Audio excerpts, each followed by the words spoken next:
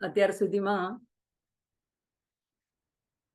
આપણે પહેલું આવરણ જોઈ લીધું ખડગમાલા સ્તોત્ર રત્નમમાં, અને હવે આજે આપણે બીજા આવરણમાં પ્રવેશ કરશું. બીજું આવરણ જે છે સર્વાશા પરિપૂરક ચક્ર. તો એમાં આટલી 16 એની પાંદડીઓ છે, કમળની પાંદડીઓ જેવી. જાગૃતિબેન, વાંધો નહીં, તમે શ્રી ચક્ર મૂકી દેજો. આનો આપણે કાલે લઈ લીધું હતું. હા, તો શ્રી ચક્રનો ઇમેજ મૂકી શકાય તો મૂકી દો. અચ્છા, શ્રી ચક્રની. હા, શ્રી તમે જે ચક્રનો. કાલે મોકલી એ કે કાલે મોકલી એ ને? અચ્છા, એ ઓકે ઓકે. એના ઉપરથી દેખાય છે. હા, એક મિનિટ. તો પછી ત્યાં સુધી આ બતાડું છું કે આમાં આપણે બીજું આવરણ જે છે તો એમાં 16 પાંદડીઓ છે, ઉપરથી લઈને નીચે સુધી ગોળ 16 પાંદડીઓ છે. આપણે પેલા ચોરસનું જોઈ લીધું. ચોરસમાં 3 દિવાલો છે. એ દિવાલમાં જુદી જુદી દેવતાઓ છે. પેલી જે સૌથી આઉટરમોસ્ટ, સૌથી બહારની દિવાલ જે છે, બહારનો જે કિલ્લો છે, એની અંદર 10 જે છે એ દેવીઓ જે છે એ 10 દેવીઓના આપણે નામ જોયા. એ લોકો અને પછી એની વચ્ચેની દિવાલમાં હા આવી ગયું છે. તો સૌથી પહેલા આપણે પહેલું આવરણ આપણે જોઈ લીધું છે. તો એની અંદર 3 દિવાલ છે. 3 દિવાલની આપણે વાત કરી લીધી.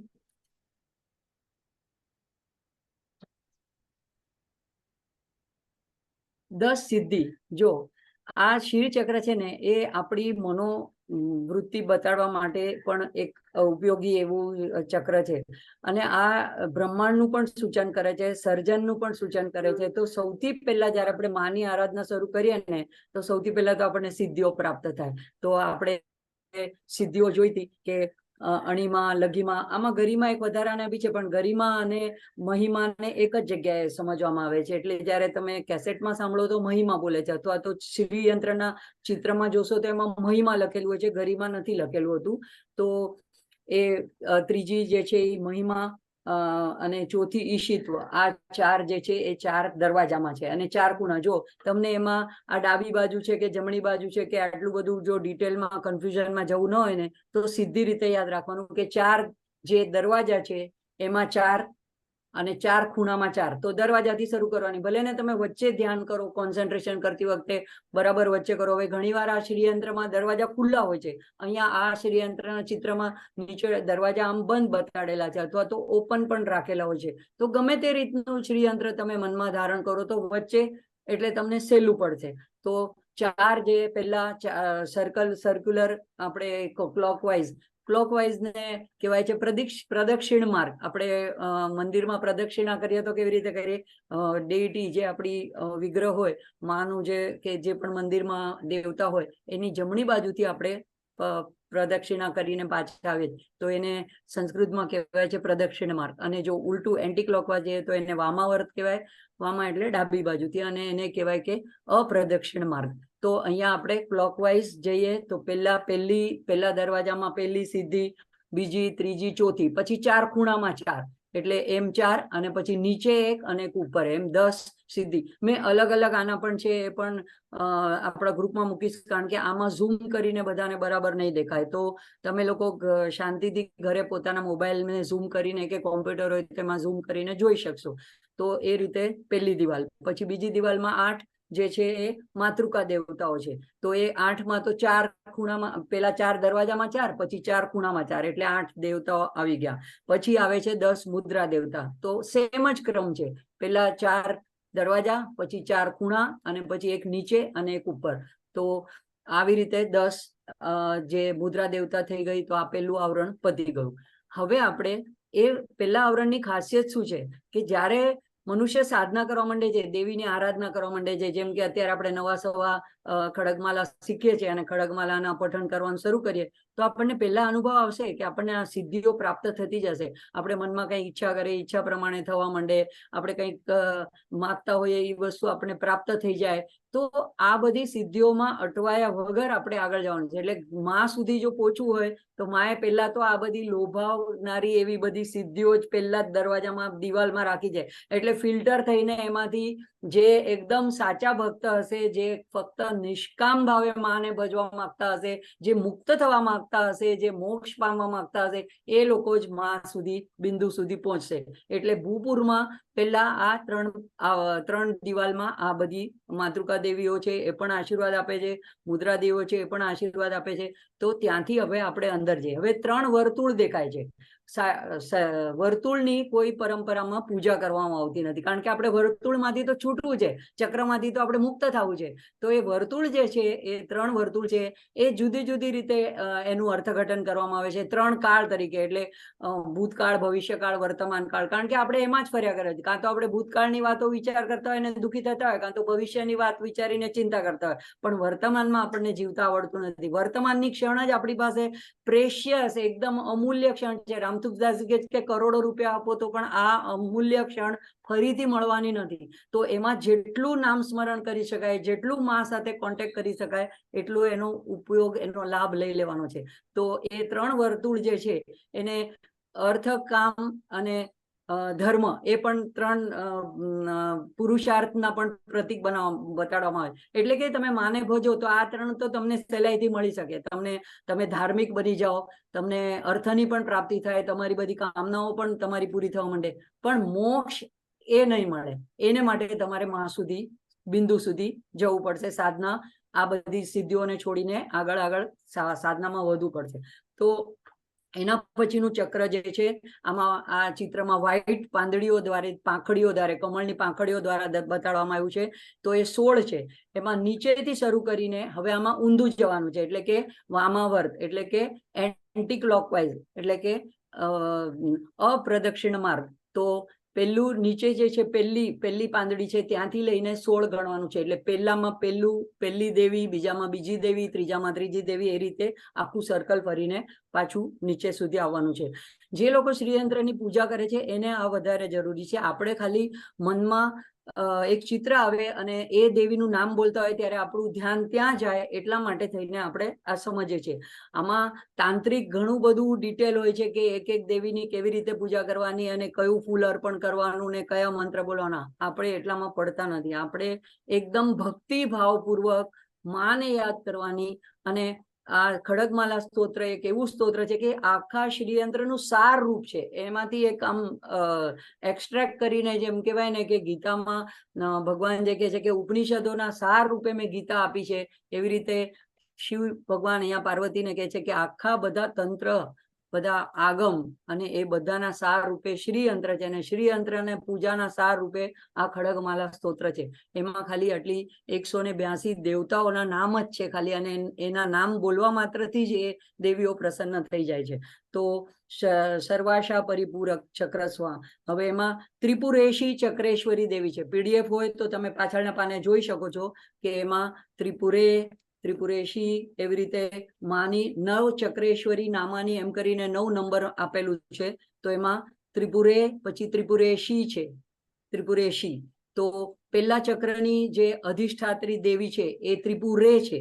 એટલે કે ત્રિપુરા. અહીંયા ત્રિપુરે કેમ છે, આપણે સંબોધન કરીએ છીએ, હે ત્રિપુરા, હે જયા, એટલે જયની, એવી રીતે અહીંયા સંબોધનાત્મક નામ છે ત્રિપુરા, ત્રિપુરેશી. તો એ અત્યારે આ સેકન્ડ જે આપણે આવરણ જોઈએ છે એની ચક્રેશ્વરી દેવી છે ત્રિપુરેશી. અને મુદ્રા શક્તિ જે છે, તો મુદ્રા શક્તિના પણ જે શરૂઆતમાં આપણે 10 મુદ્રા શક્તિના નામ જોયા, તો એમાંનું જે બીજું નામ છે તો સર્વ વિદ્રાવિણી, એની મુદ્રા શક્તિ છે. પહેલામાં હતી સર્વાકર્ષિણી અને આમાં સર્વ વિદ્રાવિણી. તો આવી રીતે નામ તમારે યાદ રાખવાની કે આની કઈ ચક્રેશ્વરી દેવી છે એવું જરૂર નથી. ખાલી ક્રમમાં આપણે આગળ વધીએ છીએ. અને જે સિદ્ધિઓ છે એ પણ એક એક આવરણને એક એક સિદ્ધિ અધિષ્ઠાત્રી દેવી તરીકે ઘણા એને દર્શાવવામાં આવી છે. તો અહીંયા બીજા નંબરની જે છે, બીજું આવરણ તો બીજા નંબરની, તો પહેલી અણીમાં, પહેલા આવરણ માટે અણીમાં એ સિદ્ધિ છે એની અધિષ્ઠાત્રી, તો બીજીમાં છે લઘીમાં એ સિદ્ધિ એની, લઘીમાં સિદ્ધિ એની. અને અહીંયા યોગીની છે એ ગુપ્ત યોગીની છે. તો જો પહેલામાં પ્રકટ યોગીની છે, પ્રકટ યોગીનો અર્થ શું થાય છે કે જે તમને સિદ્ધિ મળે તો જગતમાં એ બધાને જ ખબર પડે, સર્વજન જાણે કે તમને કઈ સિદ્ધિ પ્રાપ્ત થઈ છે, એટલે એ ઓપન થઈ જાય સિદ્ધિઓ, અને ઘણા લોકો એમાં જ અટવાઈ જાય ને પોતાનું પ્રદર્શન કરવા માંડે. ઘણાને હવામાં ઉડવાનું એવી કાંઈ સિદ્ધિ મળી હોય તો એનું પ્રદર્શન કરવા માંડે, કાંઈ હાથમાંથી કાંઈ વસ્તુ લાવવાની, કોઈ વશિત્વમાં તો આમ જે ઈચ્છે એવી વસ્તુ કાંઈક હાથમાં લાવીને બતાડી દે. એ કોઈ એકચ્યુઅલી તો એ પદાર્થ કોઈ દુકાનમાંથી જ તમારા હાથમાં છે. ઓટોબાયોગ્રાફી ઓફ યોગીમાં આનું સરસ એક્સપ્લેનેશન આપ્યું છે. બુક જો વાંચે, ગુજરાતી અનુવાદ છે, સમય મળે તો જરૂર વાંચજો. તો આ બધી એવી સિદ્ધિઓ પ્રદર્શન માટેની નથી હોતી, પણ એ બધી પ્રગટ છે, એટલે એની યોગીની જે છે એ પ્રગટ યોગીની છે. હવે જેમ જેમ આપણે સાધનામાં વધતા જઈએ તો હવે અહીંયા ગુપ્ત યોગીની છે. એટલે અહીંયા જે બધી વસ્તુઓ છે એ બહારની જેને કહેવાય ભૌતિક વસ્તુઓને લગતી નથી. હવે જે બધી છે એ મનને, ચિત્તને, આપણે અંદરની ભાવનાઓને લગતી બધી દેવીઓ છે. તો સૌથી પહેલી એમાં અને દરેકમાં સ્વર, એક એક સ્વર, એમાં 16 સ્વર છે, તો 16 સ્વર સ્થાપિત છે. પહેલામાં અ થી શરૂ થઈને, પણ બધામાં બીજ અક્ષર હોય એટલે એના ઉપર અનુસ્વાર આવે, એટલે પછી બીજામાં આમ, એટલે કે પહેલી જે છે કામાકર્ષિણી, તો એમાં આવશે બુદ્ધ્યાકર્ષિણીમાં આવશે આમ. તો આ બધું મેં અલગ અલગ એક બુકમાંથી ચિત્રો, એના શું કહેવાય, સ્ક્રીનશોટ પાડ્યા છે. હું ગ્રુપમાં મૂકી દઈશ તો તમે લોકો એને રેફર કરી શકશો. અને આમાં બતાડી શકાય એમ નથી કારણ કે ઝૂમ થતા નથી. તો એવી રીતે એક એક ટ્રાય કરી જો. હા, મેં થોડું મોટું કર્યું છે, ટ્રાય કરવી હોય તો કરી જો. હા, કરી જોઈએ તો. પીડીએફમાં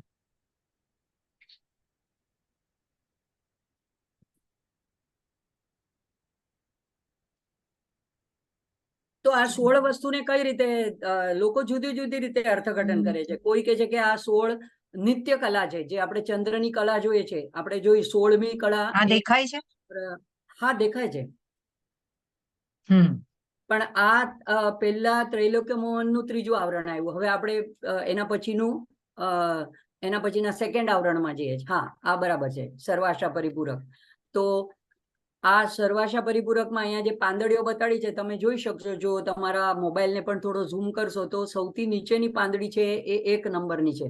તો ત્યાં સૌથી પહેલા ત્યાંથી આપણે જ્યારે બોલીએ તો જ્યારે જે ચાન્ટિંગ કરતી હોય તો કામાકર્ષિણી, બુદ્ધ્યાકર્ષિણી, અહંકારાકર્ષિણી, તો આપણું મન એ રીતે એન્ટી ક્લોકવાઇઝ એ ચક્રની ઉપર ફરવું જોઈએ. જો આ બહુ સિમ્પલ છે, નેટ ઉપર આ ફોટો અવેલેબલ છે, એનું પણ ચિત્ર હું મૂકી દઈશ ગ્રુપમાં, તો તમે કલર પ્રિન્ટ કરાવીને એને ડાઉનલોડ કરીને મોબાઈલ દ્વારા પણ તમે એને કોઈ પ્રિન્ટિંગની દુકાનમાંથી કલર પ્રિન્ટ કરાવી લેશો. મેં પણ એવું એક કાગળનું જ શ્રીયંત્ર રાખ્યું છે, તો એ સમજવામાં અને સામે રાખીને બોલવામાં સહેલું પડશે. તો આવી રીતે અ થી આમ, ઈમ, ઇમ એમ કરીને અહ, અહ. હવે માં તો ઓલરેડી પહેલેથી જ બિંદુ છે, તો એ પહેલા અને બીજામાં ફરક છે. પહેલું જે છે એ કામાકર્ષિણી છે, છેલ્લી છે એ અમૃતાકર્ષિણી છે, અને અહ છેલ્લું શરીરાકર્ષિણી.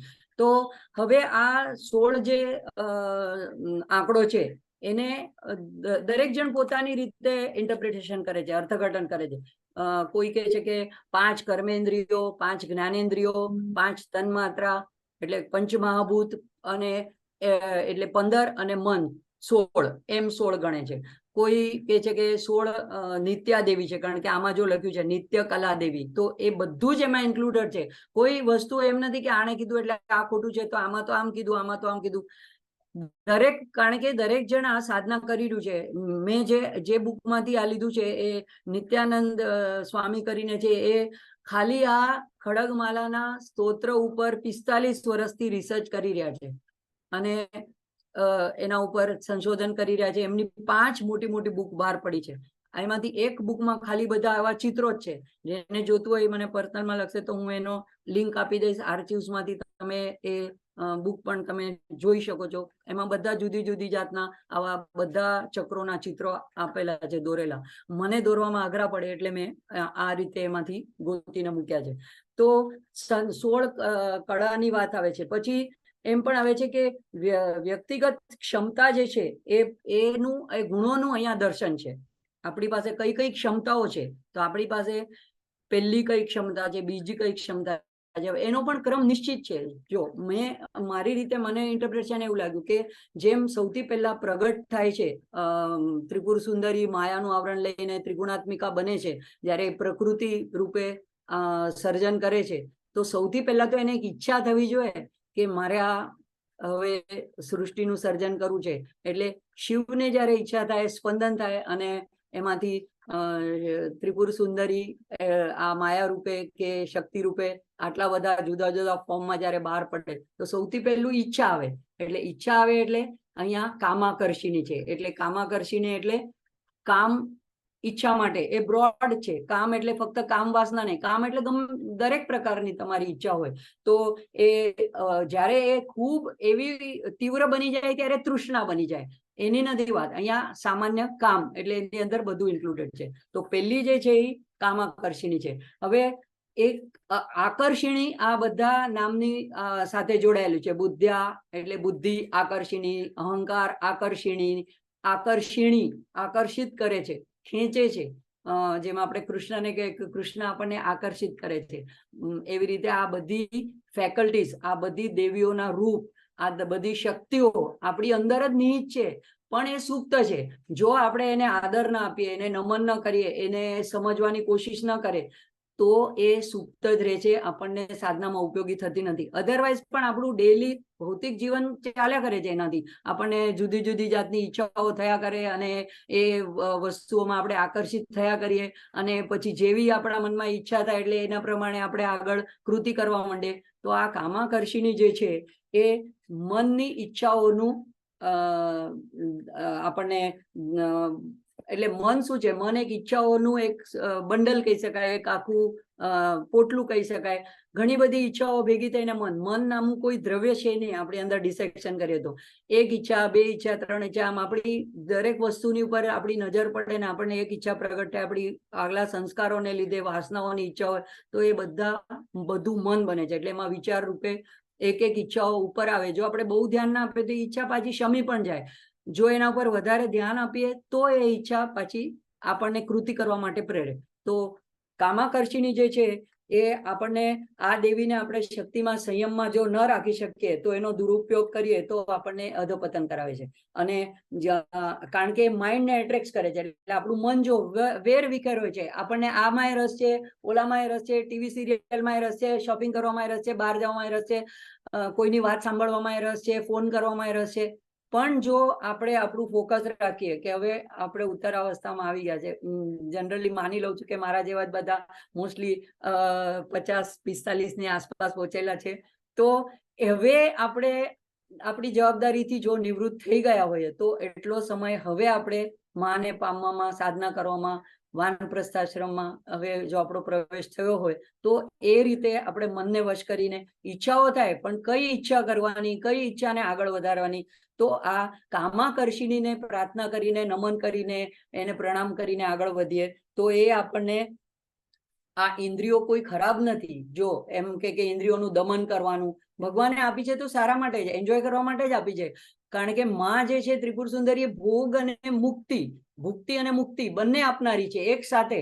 તો ભોગ જેટલા આપણા નસીબમાં લખ્યા ભોગવવાના, એમાં કઈ ખરાબ નથી. પણ એને પોઝેસ નહીં કરવાના કે આ મને જોઈએ છે. હા, સારું છે, એપ્રિશિએટ કરો, મળે તો ઠીક, જ્યાં સુધી મળે ત્યાં સુધી ઉપભોગ કરો, ન મળે તો પણ એના વગર કાંઈ રહી જાય છે કે જીવાતું નથી, એવી ભાવના નહીં. તો આ જે એને માટે આ એનર્જીને, આ શક્તિને, આ દેવીને આપણે પ્રાર્થના કરી છે. એટલે આ બધી ઈચ્છાઓને તો જો ભગવાનને આપણે કોઈ ભોજન ધરાવીએ છીએ તો પછી ધરાવીએ છીએ એટલે શું કરીએ છીએ આપણે પહેલા એને પોતે જ મને બનાવ્યું પણ મેં મારા માટે બનાવ્યું, મારા ઘરના માટે બનાવ્યું એવો ભાવ નથી રાખતા. જો પહેલા ભગવાનને અર્પણ કરીએ છીએ અને પછી આપણે ગ્રહણ કરીએ છીએ તો એ પ્રસાદ બની જાય છે, અને પ્રસાદ બની જાય છે તો સંયમ આવે છે. સંયમ આવે છે એટલે આપણે જો મંદિરમાં પણ જઈને પ્રસાદ મળે તો આપણે હજી વધારે મળે, આવો જ મળવો જોઈએ, આટલું જ મળવું જોઈએ, એવી કોઈ ભાવના પ્રસાદમાં આપણે રાખતા નથી. તો એવી જ રીતે ઘરમાં પણ પછી જે વસ્તુઓમાં આપણે પ્રસાદની ભાવના કરીએ તો એને આપણે ગ્રહણ કરતી વખતે પણ આપણામાં સંયમ આવે.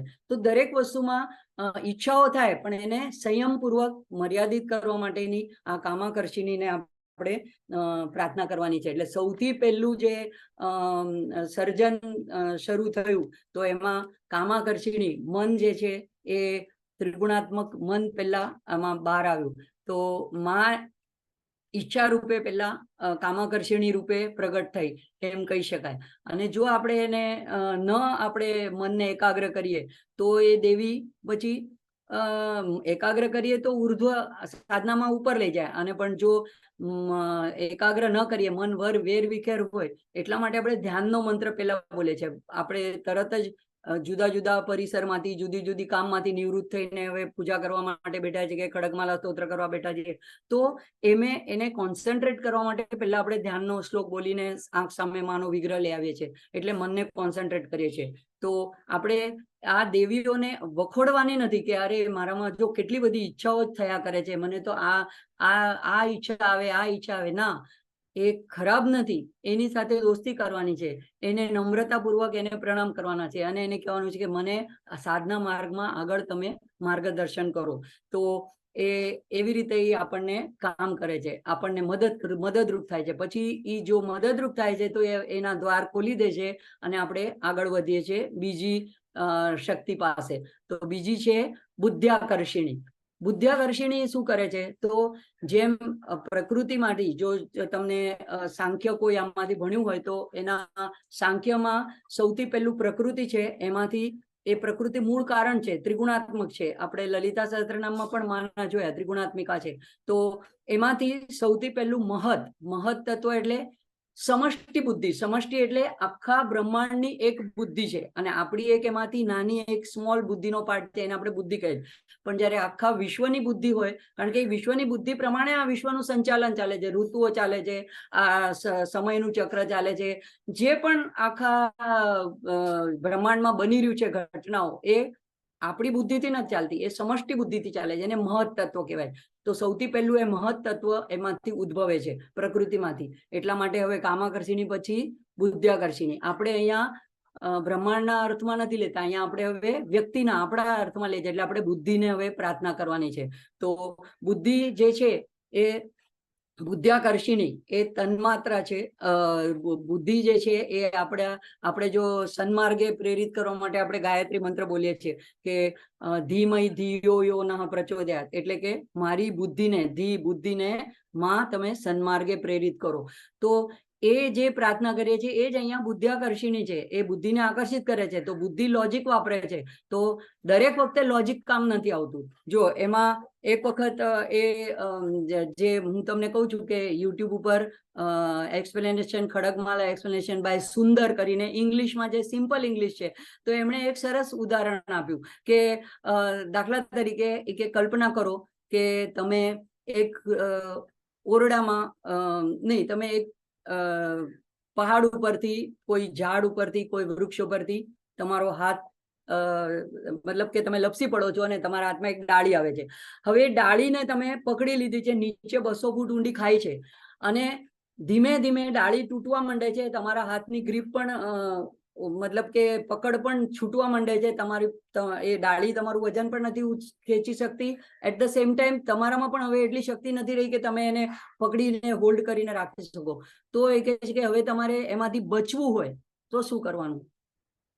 વિચાર કરો, બધા જ વિચાર કરો, શું કરવાનું? બચવું હોય તો શું? કોઈને આમાંથી જવાબ સૂચતો હોય તો કહી પણ શકે છે કે શું કરવાનું. હવે નહીં તો હવે બસ, હવે ફ્રેક્શન ઓફ એ સેકન્ડ, બસ એક આમ કાઉન્ટડાઉન શરૂ થઈ ગયું છે. હવે તમે સીધા ખાઈમાં જવાના છો, પણ તમારે બચવાનું છે. અને સારી રીતે. કરશું. હા દીદી, ભગવાનને એકદમ પણ મનથી આવીને ત્યાં પ્રગટ થઈને તમને બચાવે એમ નહીં. એટલે આમાં બુદ્ધ્યાકર્ષિણીની સંદર્ભે તમારે વાત કરવાની છે. બુદ્ધિથી તમે શું ઉપાય કરશો? એના મેઇન રૂટ ને પકડવાની કોશિશ કરશું. પણ તમે ઝાડ ઉપરથી આમ ડાળી પરથી ફસડાઈને હવે પડ્યા જ, હવે તમારા હાથમાં એ છૂટી જ રહી છે. ભગવાન ના હું શું કહું છું, જો ભગવાન એ બુદ્ધિથી પામી શકાય એ વસ્તુ નથી. અને પછી પડશું. હું કહું છું બુદ્ધિથી તમારે વિચારવાનું. બુદ્ધ્યાકર્ષિણીને આપણે પ્રાર્થના કરવાની કે હવે મારે શું કરવું. ઓકે, ચલો કહી દઉં છું. હવે તો પેલા મેં શું કીધું, એક કલ્પના કરો. તો હવે શું કરવાનું? એ કલ્પનાને છોડી દેવાની. સિમ્પલ. એટલે એમ કે છે કે તમારે ઘણા દુઃખો તમે કલ્પનાથી એવા તમારી ખેંચીને લાવ્યા છો તમારી જિંદગીમાં. હવે આમ થશે, પછી આમ થશે. કોઈક મોડું આવે તો તમે કહો એનો એક્સિડન્ટ થયો હશે, તો હજી સુધી ફોન ના આવ્યો, હજી થયું કાંઈ નથી. તમે કલ્પનાથી જ એમાં ગૂંચવાઈને તમે દુઃખ પેદા કરો છો. કોઈક બીમાર એને હોસ્પિટલમાં જાય, કોરોના થયો હશે તો હવે ફેફસામાં આમ થઈ ગયું હશે, તો હવે એને ડોક્ટરે ક્રિટિકલ કીધું, તો હવે શું, હવે બાયપાસ કરો. કલ્પનાના ઘોડા એટલા દોડાવો છો કે એ દુઃખ આવી જાય છે. તો શું કરવાનું કે છે બુદ્ધ્યાકર્ષિણી, કે ત્યારે ઇન્ટ્યુશનથી કામ લેવાનો. અંતર મન તમારું શું કે છે. એટલે દરેક વખતે લોજિકનો સહારો નથી લેવાનો કે આમ થયું એટલે આમ થશે, આમ થશે એટલે આમ થશે. ડોક્ટર તો બીજું ઘણું કહેતા હોય, અને પછી જો તમે એમ કહો કે મારી પાસે પૈસા નથી બાયપાસના, તો પછી એમ પણ કે હા વાંધો નહીં, 2-3 મહિના ચાલશે, પછી તમારા પૈસા ભેગા થાય ત્યારે દાખલ થજો. પેલા એકદમ, અને તમે અંદર હોય અને તમારા પરિવારજનો બહાર હોય, એટલે પરિવારજનોને તો બચાવવાની ઈચ્છા હોય, ચિંતા હોય, એટલે કહેશે. પણ લિટરલી જો તમારી પાસે પૈસા છે જ નહીં એટલા લાખો રૂપિયા, તો તમે છેલ્લે ડિક્લેર કરો કે તમારે કરવું હોય તો કરો ઓપરેશન, મારી પાસે પૈસા નથી, તો શું કહેશે? ના એવું કઈ એટલી બધી અર્જન્સી નથી, 2-3 મહિનાનો ટાઈમ છે, તમે પૈસા ભેગા કરીને પણ આવી શકો. તો અહીંયા બુદ્ધ્યાકર્ષિણીને આપણે એવી રીતે પ્રાર્થના કરવાની છે કે મારી બુદ્ધિને તું સન્માર્ગે પ્રેરિત કર. અને હંમેશા હું તર્કથી ન વિચારું, ઇન્ટ્યુશનથી, મારા અંતરનું મન શું કે છે એનો પણ, એટલે કે આપણી અંદરનો આત્મા છે એનો અવાજ સાંભળવાનો છે. તો એને માટે આપણે એને પ્રાર્થના કરવાની છે. તો આ એનર્જી માંથી જ બધી એનર્જી આવી છે. જો માએ જ પોતાને આટલા બધા જુદી જુદી જાતના ફોર્મ લીધા છે, રૂપ લીધા છે, આટલી બધી જુદી જુદી શક્તિઓ પ્રગટ કરી, એ આપણામાં છે જ. આપણે એને પ્રગટ કરવાની છે. આપણે આપણા અંતરનો અવાજ સાંભળવાનો છે. આપણી સાથે આપણે કનેક્ટ થવાનું છે. આપણે અંદરના અંતરતમ સ્વ સાથે આપણે જોડાણ કરવાનું છે. તો આ બુદ્ધ્યાકર્ષિણી જે છે એ આપણને એટલે એ ભાઈ એમ કે છે કે then what is the answer? Stop imagining. કેટલું સિમ્પલ. ઇમેજિન કરવાનું છોડી દો. તો તમે એટલે એમાં હવે આમાં બીજી વાત એમ છે કે તમે કોઈને પણ જોવો છો તો તરત લોજિકલથી તમે જજ કરવા માંડો, આ માણસ સારો નથી. જોવાથી જ કોકને, કોકના કાંક એકાદા કોકે કાંઈક અભિપ્રાય હોય તો તમે તરત ચોકડી પાડી દો. મારું પણ ઘણી વાર એવું થતું હતું. તો એવું કરવાનું નથી, કારણ કે દરેકની અંદર ઈશ્વરનો અંશ છે. એટલે એકદમ જ કોઈને ડિસ્કાર્ડ કરી નાખવાના નથી, રાઇટ ઓફ કરી નાખવાના નથી કે આ તો સાવ નકામો છે, આ કાંઈ કામનું જ નથી. એ પછી આપણી કામવાળી હોય કે આપણા ઘરના કોઈ મેમ્બર હોય, આપણા મિત્રો હોય, પરિવારજનો હોય, બધા જુદી જુદી જાતના હોય. ભગવાનની લીલા ચાલે છે એટલે બધાને એક સરખા રોબોટ જેવા નથી બનાવતો, તો પછી કાંઈ મજા જ ન રહે માને આ બધું લીલા જોવામાં, નાટક જોવામાં. તો એટલે હવે આ બુદ્ધ્યાકર્ષિણી, એને આપણે નમન કરી, દેવીને બુદ્ધિ રૂપે આપણામાં અવતરે અને આપણે એને નમન કરી, એને પ્રાર્થના કરી અને પછી આગળ જવાનું. આ બધી દેવીઓ આપણી અંદર છે જ, અને એને સમજીને એને આદર આપીને એને નમન કરીને કે અમને સાધના માર્ગમાં આગળ વધારે, એવા ભાવથી આપણે આ ખડકમાલા સ્તોત્ર બોલીએ છીએ અને એવા ભાવથી આપણે એને સંબોધન કરીને બોલાવીએ છીએ અને જાગૃત કરીએ છીએ. પછી આવે છે ત્રીજી અહંકારાકર્ષિણી. તો જે મહત તત્વ હતું, જે સાંખ્ય દર્શનમાં પ્રકૃતિ, એમાંથી પછી મહત તત્વ એટલે કે બુદ્ધિ, અને બુદ્ધિમાંથી અહંકાર ઉત્પન્ન થાય છે, આઈનેસ એટલે હું. તો એ અહંકાર 3 પ્રકારનો છે. એ પણ બધું ત્રિગુણાત્મક છે. આપણી બુદ્ધિ પણ ગીતામાં પણ કીધું છે, સાત્વિક, રાજસિક, તામસિક, બધું જ પ્રકૃતિ માત્ર ત્રિગુણાત્મક છે. તો અહંકાર પણ 3 પ્રકારનો છે. તો સાત્વિક અહંકારમાંથી જે બને છે એ મન બને છે, અને રાજસિક અહંકારમાંથી આપણી 5 જ્ઞાનેન્દ્રિયો અને 5 કર્મેન્દ્રિયો બને છે, અને જે તામસિક અહંકાર છે એમાંથી તન્માત્રાઓ એટલે શબ્દ, સ્પર્શ, રૂપ, રસ, ગંધ, અને એમાંથી પછી પંચ મહાભૂત એ એકદમ સ્થૂળ રૂપે તામસિક કેટેગરીમાંથી, એટલે 3 વિભાગ બને છે અહંકારના. સાત્વિક વચ્ચે એમાંથી મન, એક બાજુ રાજસિક એમાંથી આપણી 5 કર્મેન્દ્રિયો, 5 જ્ઞાનેન્દ્રિયો, અને એક બાજુ તામસિક એમાંથી 5 તન્માત્રા, અને તન્માત્રાઓમાંથી પછી પંચ મહાભૂત.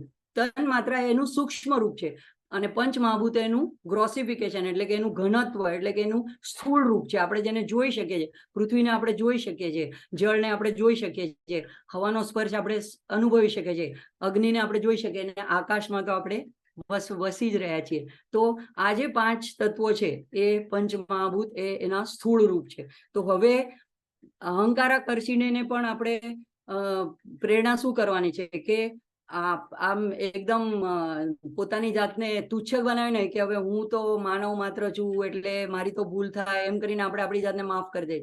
ના, આપણે ઈશ્વરના અંશ છીએ. એટલે આ અહંકારાકર્ષીને પણ પ્રાર્થના કરવાની છે કે ઇંગ્લિશમાં જેને કેપિટલ આઈ અને એક સ્મોલ આઈ કહેવાય. સ્મોલ આઈ એટલે મારો અહંકાર, અહમ, અને કેપિટલ આઈ એટલે મારો સ્વને પણ, કારણ કે ગુરુ કેવી રીતે શિષ્યને મહાવાક્ય દ્વારા કહે છે તત્ત્વમ અસી, તો તું એ છે. અને ત્યારે એને બોધ શું થાય? અહમ બ્રહ્માસ્મિ, હું બ્રહ્મ છું. તો ત્યાં જે અહમની વાત આવે છે એ અહંકાર નથી, એ આપણું અંદરનું સ્વ છે, આપણી અંદરનો પોતાનો અંતરતમ આપણો જે આત્મા છે. તો એ આપણે જર્ની કરવાની છે.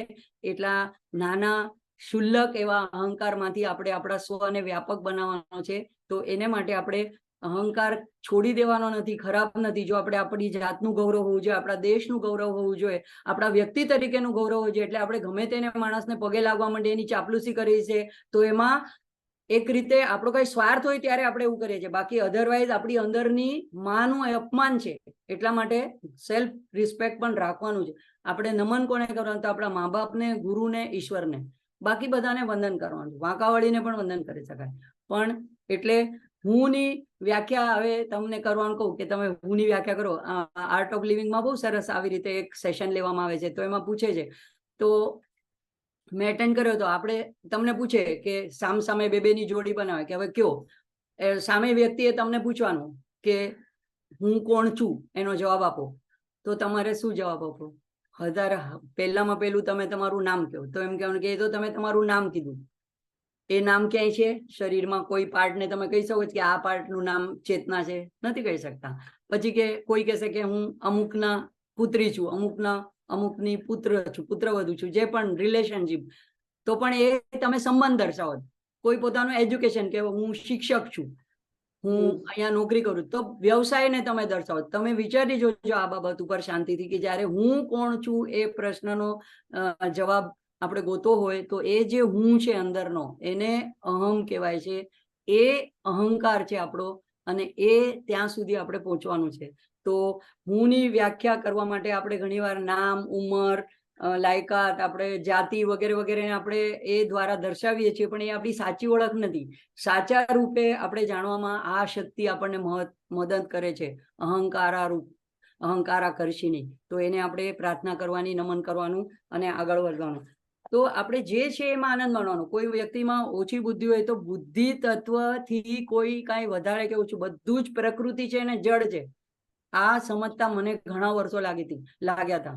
બીઈંગ એ મેથ્સ ટીચર, મને જો કોઈ મારી ભાષામાં કહું તો, ખરાબ ભાષામાં કહું તો ડોબા હોય તો મને એમ થાય ડોબાને કાંઈ નથી આવડતું, કે આંખ નથી આવડતા, ટેબલ્સ નથી આવડતા. તો મને એમ ઓલું થઈ જતું તે એ લોકોના પ્રત્યે. પણ ઘણા વર્ષો લાગ્યા. આટલું ચિંતન કર્યા પછી ખબર પડી કે બધું જ, જેટલી બુદ્ધિ છે, જેટલું મન છે, જેટલું શરીર છે, રૂપ છે, જે ધન સંપત્તિ જે પણ છે, આત્મા સિવાયનું જે પણ છે, એ બધું જ જડ છે, પ્રકૃતિ છે, નાશવંત છે. એટલે કોઈમાં કોઈ વધારે હોય, કોઈમાં કોઈ ઓછું હોય, કઈ ફરક પડતો નથી. એટલે ક્યારે એવું નહીં સમજવાનું, પોતાની જાતને નીચી નહીં પાડી દેવાની, ઓછપ નહીં સમજવાની. આપણે માના દીકરી છીએ, આપણે માના પુત્ર છીએ, આપણે અમૃતના પુત્ર છીએ, એવું આપણને ગૌરવ હોવું જોઈએ. તો અને દરેક જણ વિશિષ્ટ છે. જો ભગવાન એવો કલાકાર નથી કે પોતાની કળાને વેડફી નાખે. સામાન્ય વ્યક્તિ હોય તો ગમે તે વસ્તુ બનાવી દે, અને એકવાર બરાબર ન બને તો એને તોડી ફોડીને રદ્દીમાં નાખી દે. ચિત્ર હોય તો ફાડી નાખે, શિલ્પ હોય તો તોડી નાખે. ભગવાન એવો કલાકાર નથી. ભગવાન જે બનાવે છે એક એક પીસ યુનિક બનાવે છે. એટલે તો કોઈના આંગળાની ટેરવાની છાપ કોઈની સાથે મળતી નથી. આનું કોઈ રહસ્ય સાયન્સ પણ ગોતી નથી શકતું. આજે હજારો કરોડો લાખો લોકો જન્મે છે અને મૃત્યુ પામે છે, પણ બધાના આંગળાની ફિંગરપ્રિન્ટ હોય છે એ યુનિક છે. બધાની આંખના આઈબોલની પણ જે લેવાય છે એ પણ યુનિક છે. જ્યાં બેન મ્યુટ થઈ જશો. તો એવી રીતે આ ભગવાન આ દરેકને યુનિક બનાવ્યા છે અને આપણે એવું ગૌરવ રાખવાનું કે હું પણ યુનિક છું. ભગવાનને હું યુનિક કૃતિ છું, હું એક વિશિષ્ટ કૃતિ છું. એવી ભાવનાથી આ શ્રીચક્રની આરાધના કરવાની છે અને એક એક દેવીને પ્રાર્થના કરવાની છે. તો પછી એનાથી આગળ વધીએ તો આવશે. હવે આ 3 થઈ ગઈ. હવે જે 5 આવે છે, શબ્દ, સ્પર્શ, રૂપ, રસ, ગંધ, એ 5 તન્માત્રાઓ છે જે પંચમહાભૂતને દર્શાવે છે. તો આ બધો સૃષ્ટિનો ક્રમ બતાડે છે અને એ રીતે જ ઇવેલ્યુએશન થયું છે, એ રીતે જ સર્જન થયેલું છે. તો સૌથી પહેલો જે છે એ આકાશ ઉદ્ભવ્યું, ઓમકારમાંથી પ્રગટ થયું. તો આકાશનો જે ગુણ છે એ શબ્દ છે, એટલે શબ્દાકર્ષિણી. તો શબ્દાકર્ષિણી જે છે એ આપણે કોઈ પણ સાઉન્ડ, કોઈ પણ ધ્વનિ બોલીએ છીએ તો એનાથી આપણા ચિત્ત ઉપર કંઈ ને કંઈ સંસ્કાર પડે છે. આપણને શબ્દો દ્વારા જ આપણે કોમ્યુનિકેટ પણ કરીએ છીએ બીજા સાથે. તો ઓમ પણ પહેલો ધ્વનિ પ્રગટ થયો, એમાંથી ઋષિમુનિઓએ મંત્રોને જોયા, એમાંથી સ્તોત્ર આવ્યા.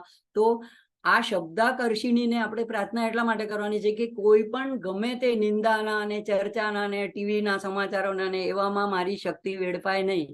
હું એ બધું સાંભળું નહીં. મારી શ્રવણ શક્તિ એમાં આકર્ષિત ન થાય. પણ શેમાં આકર્ષિત થાય? તો અધિક મહિનો છે તો હું નામ સ્મરણ કરું, હું સ્તોત્ર બોલું, હું કંઈક ભગવાનને વિશેનું કંઈ સાંભળું, કંઈ કથા સાંભળું. તો આ આપણે રુચિ કેળવવા માટે પણ આપણે પ્રાર્થના કરવાની છે. એમને સહજ રીતે આપણું તો ઇઝીલી મન નીચે અધપતનમાં જાય છે. એ ઇઝીલી સારી વસ્તુ માટે જેમાં પ્રયત્ન કરવો પડે એમાં વળતું નથી. તો આ બધી દેવીઓને આ રીતે પ્રાર્થના કરવાની છે કે શબ્દાકર્ષિણી દેવી, તમે મને નામ સ્મરણમાં જોડો, તમે મને સ્તોત્ર મંત્રમાં જોડો. અને પરા, પશ્યંતી, મધ્યમાં, વૈખરી જે 4 વાણી છે. તો પરા જે છે એ પહેલા વિચાર રૂપે પ્રગટે છે. તો વિચાર પણ એક ધ્વનિ જ છે, એક તરંગ જ છે. અને પછી વિચાર જે મનમાં આવે છે, ભગવાન જેવો વિચાર પ્રેરણા મૂકે છે આપણામાં, તો એ પછી ધીમે ધીમે આપણા મૂલાધારમાં જાય છે, આપણે આગળ જોયું એવી રીતે. અને પછી પશ્યંતી એટલે હૃદય સુધી આવે છે. અને મધ્યમાં તો વૈખરીથી બહાર આવવા પહેલા અહીંયા ગળામાં મધ્યમાં બને છે અને પછી વૈખરીથી એ શબ્દ રૂપે બહાર આવે છે. તો એ શબ્દાકર્ષિણી આપણા પર કૃપા કરે એટલા માટે આપણે એને પ્રાર્થના કરવાની છે. શબ્દનું બહાર પ્રગટીકરણ વૈખરી રૂપે થાય છે. તો આ દેવી આપણને ઉન્નત કરવા માટેની જ છે. બધી દેવીઓ આપણને સાધનામાં ઉપર લઈ જવા માટેની જ છે, કોઈ આપણને નીચે પાડવા માટેની નથી. તો એટલા માટે આપણે એને આપણા મનને આ બધી દેવીઓ માંજે છે, ઘડે છે. તેના માટે આપણે એને પ્રાર્થના કરવાની. કોઈની પણ તમે નમી જાઓ ને તો એમ કહેવાય છે કે સામેવાળાનું તરત હૃદય પીગળી જાય. જો તમે કોઈ આપણામાં તો એટલે પદ્ધતિ જ છે, મોટા કોઈ હોય આપણા ઘરમાં, કોઈ આવ્યા હોય તો તરત આપણે નાના બાળકોને કહીશું કે આવ્યા છે મહેમાન, પગે લાગો. તો તરત વાંકા વળીને પગે લાગે. પેલા ભાઈનો ગમે એવો ભાઈનો કે બહેનનો ભાવ હોય, પણ કોઈ પગે લાગે ને તો જોજો તમને પણ કોઈ પગે લાગશે, તમારો ભાવ આશીર્વાદ રૂપે કંઈક સારો પોઝિટિવ જ એના પ્રત્યેનો પ્રતિભાવ નીકળશે. એવું ન બને કે કોઈ નમે અને તો પણ આપણે અકળાઈથી ઊભા રહીએ. એટલે ભગવાનને, દેવીઓને પણ આપણે એટલા માટે નમવાનું છે કે આપણામાં નમ્રતા આવે, આપણામાં આદરની ભાવના આવે, આપણે એને જાણીએ અને એને સમજીએ અને આપણામાં ઉપયોગી થાય અને જાગૃત થાય. આપણામાં છે જ આ બધી દેવીઓ. તો મને લાગે છે કે આજે આપણે અહીંયા રોકાશું અને બીજી આગળની દેવીઓને કાલે જોશું, થોડું અનુપઠન લઈ લેશું. ચિત્ર ઉપરથી મને એમ છે કે બધાને ખ્યાલ આવી ગયો હશે. નીચેથી શરૂ કરીને બધી આ 16 પાંદડીઓમાં 16 દેવીઓ છે.